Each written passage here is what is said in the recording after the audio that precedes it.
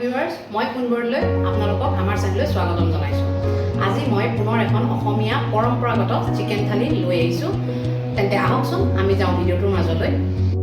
যেহেতু মই আজি খাৰ বনাম সেইকাৰণে প্ৰথমে মই ভীমকলৰ বাকলি অকমান পুৰি লৈছো আৰু পুৰি খাৰ পানীখিনি মই প্ৰথমতে ৰেডি কৰি লওঁ।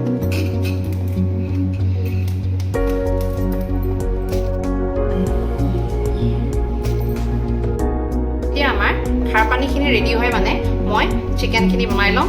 তাৰ কাৰণে মই প্ৰথমে কেৰাহীত অকণমান তেল গৰম কৰি লৈছোঁ আৰু এই তেলখিনি এতিয়া আমাৰ ভালদৰে গৰম হৈ গ'ল আৰু প্ৰথমতে মই দিম ইয়াত দুটা তেজপাত। এতিয়া মই ইয়াতে পিঁয়াজখিনি ভাজি লওঁ আৰু পিঁয়াজখিনি মই ভালদৰে ৰঙচুৱা হোৱাকৈ অকণমান ভাজি লওঁ। এতিয়া আমাৰ পিঁয়াজখিনি অকণমান ৰঙচুৱা হৈছে, গতিকে মই ইয়াতে পচলাখিনি দি দিম। ইয়াতে মই ভীমকলৰ পচলা ব্যৱহাৰ কৰিছোঁ।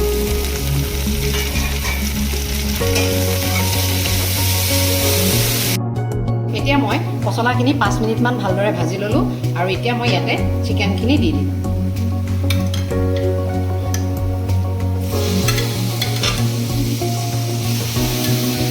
এতিয়া চিকেনখিনি দি মই ভালদৰে 5 মিনিটমান ভাজিম। চিকেনখিনি এতিয়া মই অকণমান ভাজি ল'লোঁ আৰু ইয়াতে মই এতিয়া দি দিম আদা নহৰু।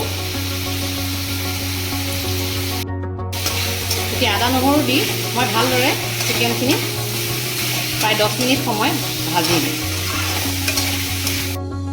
এতিয়া মই 10-15 মিনিট চিকেনখিনি পচলাৰ সৈতে ভালদৰে ভাজি ল'লোঁ আৰু এতিয়া মই ইয়াতে মছলাখিনি দি দিম।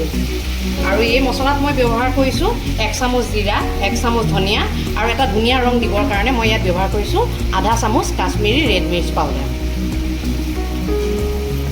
এতিয়া মই গোটেইখিনি ভালদৰে ভাজি ল'ম।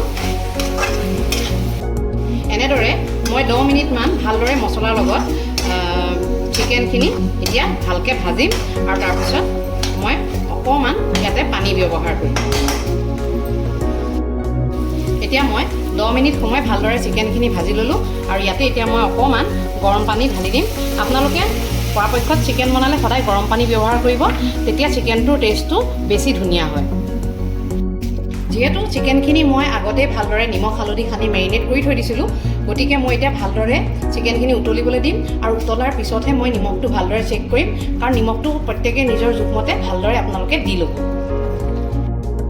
এতিয়া মই খাৰ বনাম আৰু খাৰ বনাবৰ কাৰণে মই যিহেতু ভীমকলৰ বাকলি তিয়াই থৈছিলোঁ ভালদৰে পুৰি, এতিয়া মই ভালদৰে খাৰ পানীখিনি চাকি ল'ম।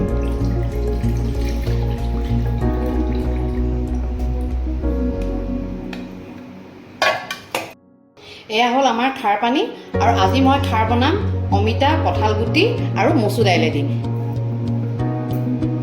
এতিয়া মাংসখিনি আমাৰ ৰেডি হয় মানে মই খাৰখিনি বনাই ল'ম আৰু তাৰ কাৰণে মই কেৰাহীত 2 চামুচ তেল দি লৈছোঁ। এতিয়া আমাৰ তেলখিনি ভালদৰে গৰম হৈ গ'ল আৰু সেইকাৰণে মই এতিয়া ইয়াত ফোৰণৰ কাৰণে ব্যৱহাৰ কৰিম প্ৰথমতেই 5 ফোৰণ। এই 5 ফোৰণখিনি অকণমান ভাজ খোৱাৰ লগে লগে মই ইয়াতে এতিয়া দিম এটা শুকান জলকীয়া আৰু কেইফুটামান থেতালি লোৱা নহৰু।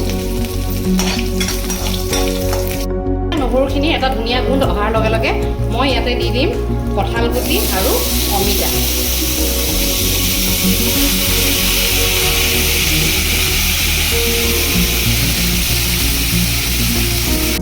আৰু লগতে দি দিম মচুৰ দাইলখিনি।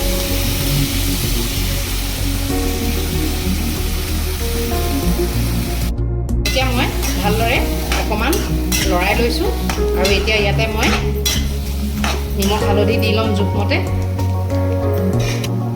মই দিম এতিয়া আধা চামুচ হালধি। বহুতে কিন্তু খাৰ বনাওঁতে হালধি ব্যৱহাৰ নকৰে, এইটো সম্পূৰ্ণ আপোনালোকৰ নিজৰ ইচ্ছামতে আপোনালোকে ব্যৱহাৰ কৰিব পাৰিব। লগতে দি দিম মই আধা চামুচ নিমখ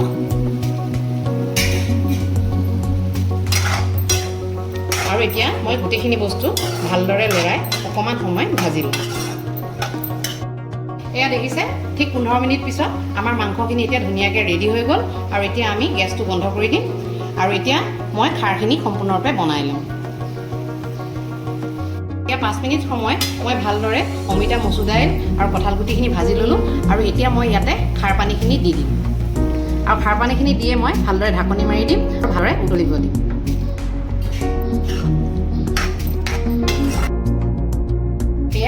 ঠিক আধা ঘণ্টাৰ পিছত আমাৰ খাৰ ৰেডি হৈ গ'ল আৰু এতিয়া মই গেছটো বন্ধ কৰি দিম আৰু এতিয়া আমি বনাম এটা বেঙেনাৰ টেঙা মিঠা পকৰি। মই বেঙেনাৰ টেঙা মিঠা পকৰিৰ কাৰণে প্ৰথমতেই মই এটা বাটিত অকণমান বেচন দি লৈছোঁ, লগতে দিম অকণমান চাউলৰ গুড়া আৰু দিম অকণমান দৈ।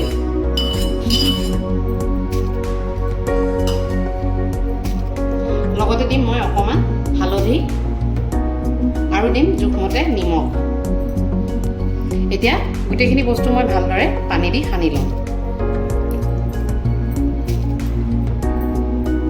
এতিয়া মই কেৰাহীত অকণমান তেল গৰম কৰি লৈছোঁ আৰু এতিয়া আমাৰ তেলখিনি যিহেতু অকণমান গৰম হৈ গ'ল, গতিকে ইয়াতে মই ধুনীয়াকৈ বেচনখিনি লগাই বেঙেনা কেইটুকুৰা দি দিম।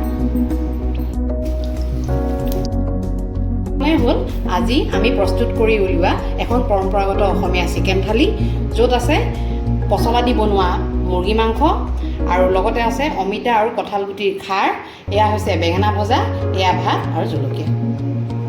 গতিকে আপোনালোকৰ আমাৰ এই ৰেচিপিসমূহ ভাল লাগিছে তেন্তে আপোনালোকে আমাৰ চেনেলটো লাইক কৰিব, ছাবস্ক্ৰাইব কৰিব আৰু শ্বেয়াৰ কৰিব। লগতে কমেণ্ট বক্সত আপোনালোকৰ মতামতসমূহ আমালৈ পঠিয়াব। ধন্যবাদ।